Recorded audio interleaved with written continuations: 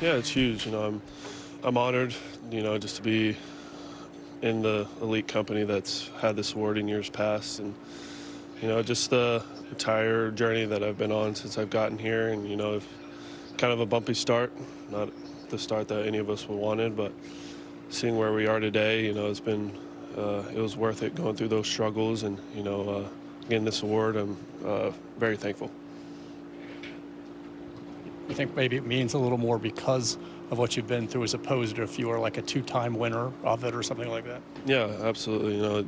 It means a lot, that all the media recognize, my efforts that I was trying to put forth, just trying to help this team win on a consistent basis when I was out there. So I'm, very thankful for the honor, and I don't take it lightly.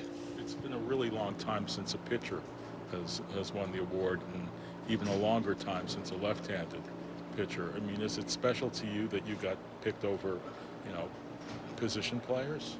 Yeah, it's very special, just, with the amount of talent that we have here, position player-wise, and, I'm just very thankful. I kind of have a loss for words for it. It's just an honor, and very thankful, and I'm just very honored.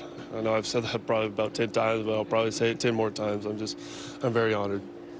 There's a lot of discussion about the mental skills coaches and just how much they impacted your ability to come back and kind of clear some of this stuff out. What has that been like on the inside? It's been huge. I know I talk about it a lot, but it's a very important part of my game. And Josh and I have had really good talks throughout this season, and just trying to take it one day at a time, and really had like a solid process with him. So a big part of this goes to Josh, and he's been great as far as being in my corner this year. Go ahead. Why do you feel like you've been able to be so consistent this year? I mean, every starting pitcher seems like has one or two starts where blow up maybe a little bit, but you really haven't had that. Why do you feel like that's been the case? It's a good question. I'd say probably my stuff is in a really good spot consistently.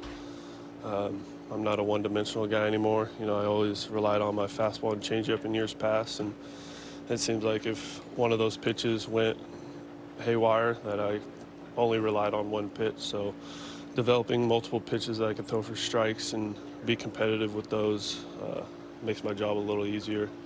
And just the mental work. Whether it's a good start or a bad start, turning the page the next day, staying with controlling what I can control, staying within my process, and making this game a lot more simple than I have in years past has really helped me really stay consistent from start to start. At what point this season did you realize you have turned a corner?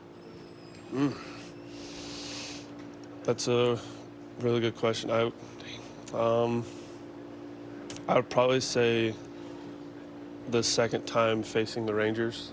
I know went 8 innings here at home, and then having to face them 5-6 days later against that same lineup, and that's not an easy task to do for a pitcher. And I get into the 6th inning, giving up 1 run against that lineup. I knew that I turned the corner. I wouldn't say that we had something special at the time, but looking back at that moment in the season, I think that was very vital for me as far as, I think I'm back to where I need to be. Do you get a celebratory Lego set for this one? Shoot, I hope. That'd be cool, that's for sure. If they want to make the plaque out of Legos, I won't complain about that either, I'll tell you that.